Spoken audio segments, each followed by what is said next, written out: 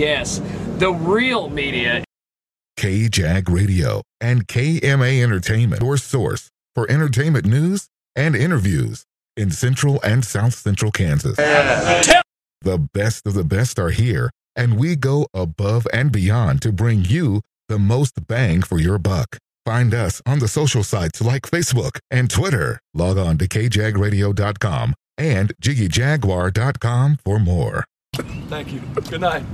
Also, the Idea Magazine. I'm Jiggy Jag. We're out here in the great city of Wichita, Kansas, and we're about to go interview the good folks from Cirque du Soleil, Quidam.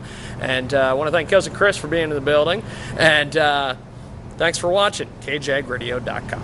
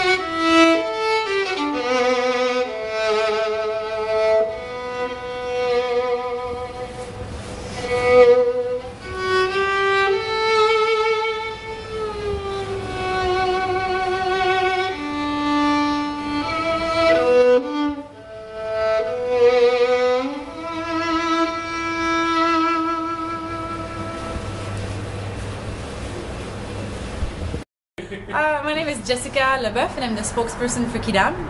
And my name is Alicia Enstrom, and I'm the violinist for Quidam. Now, talk to me a little bit about this performance you guys are going to be doing here very soon at the Intrust Bank Arena.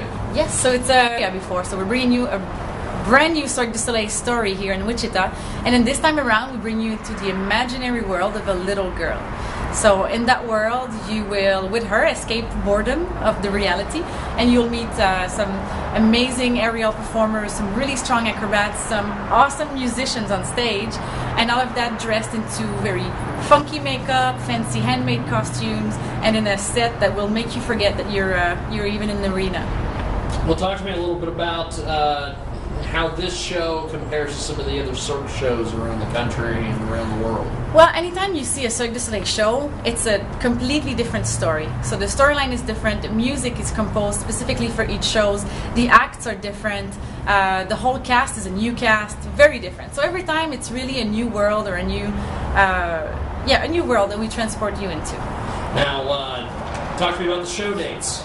When is this incredible show, and how can we get tickets and all that information? We're starting the New Year's with the show. So January 2nd to the 6th, we have 7 performances only. And then we have tickets available. They start at $35 for adults, $28 for kids, and then they range a really wide range of ticket prices. You'll have the information on cirquedusoleil.com/Quidam or at the Intrust Arena at their box office. Now, Quidam is just an amazing show. It is. Talk to me about the beautifulness and the emotional part of the show. Well, Quidam is really well known for being the most human show of Cirque du Soleil. So people really relate to the characters. All the characters are quite eccentric, but also human-based. So you kind of see yourself a little bit into that. And it makes also the kids relate a whole lot to the show. So it's really awesome for the whole family. It's also a great date night suggestion. But yeah, it's really a classic Cirque du Soleil show, so it brings you everything that the company is well known for. So we'll really wow you with some really fantastic acrobatics and then some beautiful, very lyrical moments, and then the music just flows right through that to bring you into that roller coaster of emotions. Now, Jessica, talk to me about the situation with the 52 world-class acrobats. Yes. Musicians, singers, characters. You've got a ton of different things in the show. We have it all. Give me the whole process of how you brought all these people together for this amazing performance. Well, we have to go all around the world to find them. Only on Quidam we have 52 coming from 18 different countries. So some of them a bit closer to home, like Alicia from Kansas, but some from as far as Germany, the Ukraine, Japan, China, Australia, Brazil, name it, pretty much we have it in the show. And so there's a huge casting process. Some of them are former Olympians, some of them just grew up in the circus, some of them are sportsmen and sportswomen that finished their sports career quite early, because the sports career aren't as long as, you know, a career in PR as an example, and so they can recycle their talent into performing arts. So it's really like a second life for their talent. Now, Wednesday, Thursday, Friday, there's going to be is the performance schedule. What's all involved with those days? What's the practice like? Everything of that nature. Well, first of all, we'll arrive on Sunday night. Then we'll have Monday, we'll be doing the load-in at the arena, so the crew will be working, the cast will be off. Then on Tuesday, it's the New Year's, so we'll be celebrating somewhere around town. And then on Wednesday, we'll have some rehearsals all day. Everybody comes in, tries the stage, because since we move every week, we have to readjust to a new environment every week. So we try to make it as similar as possible for these guys, but as an example here, the Intrust Bank Arena is quite a large one. So we really cut some of the space out.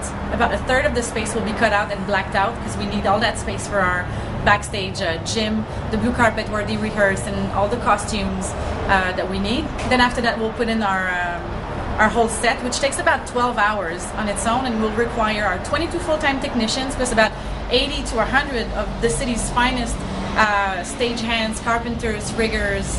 We'll need a whole lot of hands to help us out and do that, and be able to then after go enjoy our holiday dinner.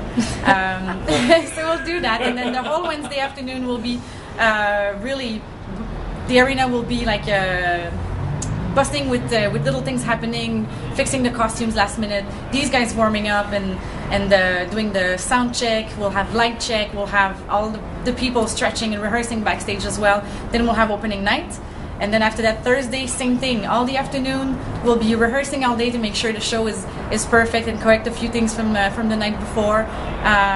A show that night. Then on Friday we'll let them rest a little bit.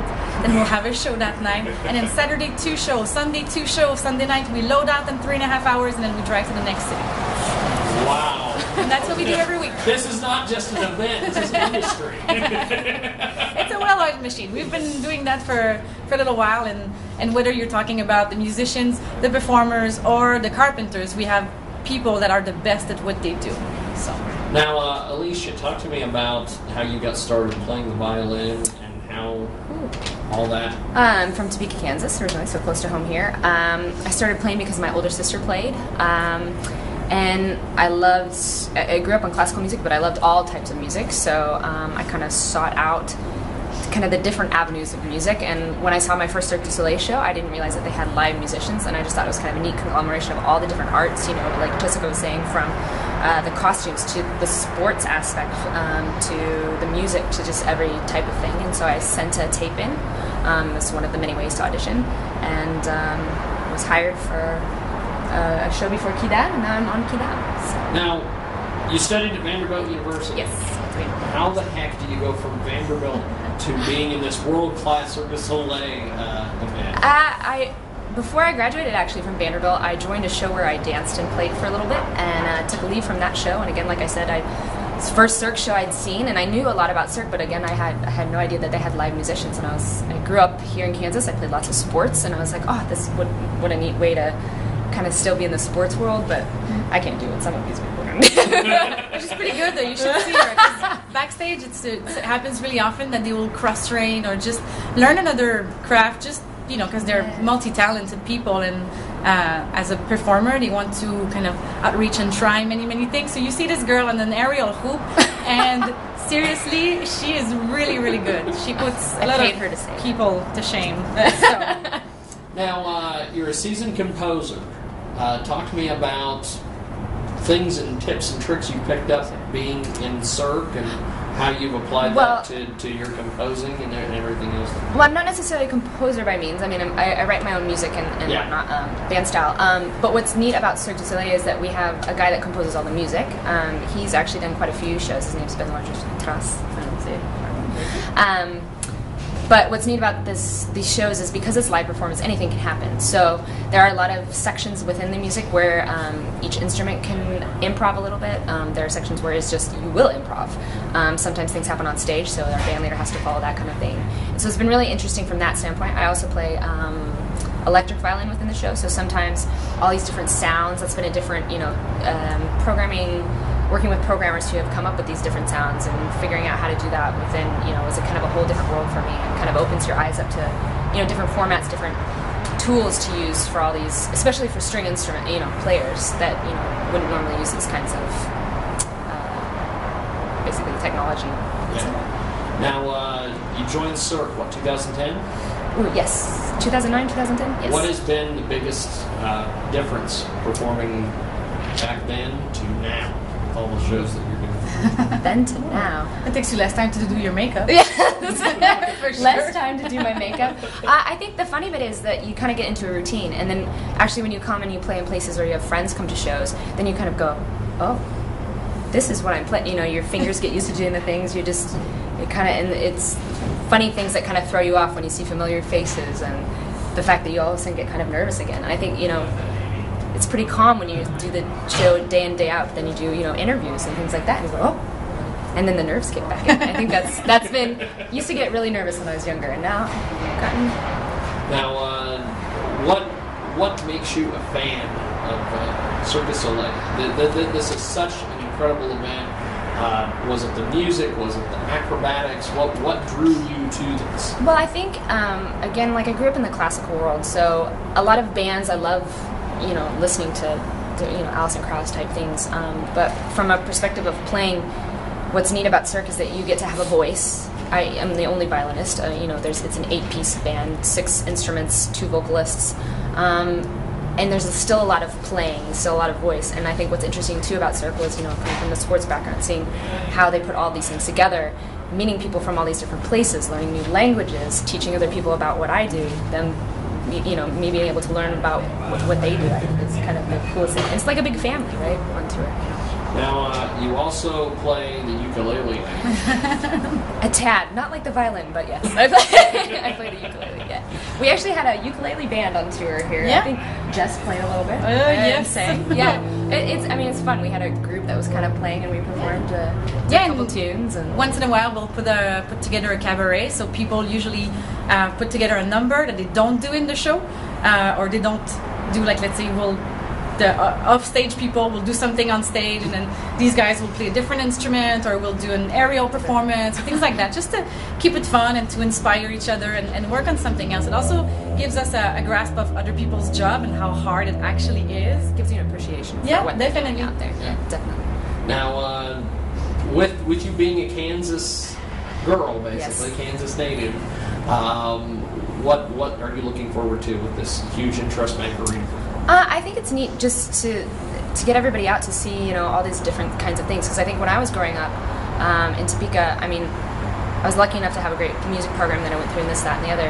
But to see all these different types of things that you can do with music and with sports, even with just anything in general, or whether it's technical or PR or there's lots and lots of different jobs out there for lots of people. I think it's important, especially for the middle center of the states, which sometimes doesn't get all the types of shows that you do on some of the coasts, to see what all these options are that you can really do with talents, with time, with what you love. Now, final question for both of you. I'd like to get both your thoughts on this. There's a lot of people that when doing my research and being a fan of Cirque all these years, people are saying that Cirque is influencing music coming back into the schools. What do you guys think of that? Are you guys happy that people go to Cirque shows and then they want to do music in schools, or vice versa? Or? Definitely, and it's the more awareness to the arts, whether it's the performing arts with your body, with music, or even the lighting. And we have a lot of times, as much as we can, we'll get some school groups into the arena, show them about what we do. Or like today, we took a little bit of time and we went to Wichita East, I believe. Yeah, to Wichita East High School, and she spoke with the orchestra, all the string players, and she was able to just share a little bit and just kind of. That's what Cirque du Soleil does. We kind of. Sorry, I wasn't sure. You just never know. we just want to let people know that it's great to dream, but you can actually achieve that. So if your dream is to travel and play music and learn languages and see the world, it's possible. We do that. That's what we do. And we want to inspire people to follow that and just make it happen for themselves. Yes, and show them there's that opportunity to do stuff like that. That's cool. Well, before we wrap up, how do we get more information on the show? Tickets and all that. I'm assuming Interest Bank Arena's website. Yes, they're at the box office there, their website. Our website is cirquedusoleil.com/Quidam, so you can watch videos and see, you know, images of the show. So I would definitely recommend that if you come with younger audience members, to do that and really go and check out some of the music and things like that. Like that, when they come to the show, they really relate to the show and they actually can watch the whole 2 hours and really enjoy it. Well, that's cool. Well, how do we find you on the internet? Do you have a website? I do have a website. It's not up to date, but you know, you can just Google my name, Alicia, and start. Yeah, it's a MySpace. Well, that's cool. Well, before I let you guys go, I forgot to ask you the most important question I always ask everyone. How are you using social media to get the word out about cirque and everything involved in it? Oh wow! Well, we're on Twitter, Facebook, we have Instagram, and Google Plus, and we're pretty much part of all of that. If you want to have more news from us, at cirque on Twitter is our account, and then you can use the hashtag Quidam if you're coming to the show. Make sure you let us know. We also have the Facebook page, which I manage, so I put pictures of these guys doing random things and keeping people informed about if we have specials on tickets and things like that. So yeah, we're pretty up to date, I guess. Well, that's cool. Well, thanks for doing this, guys. I enjoyed the interview. Thanks. Appreciate it.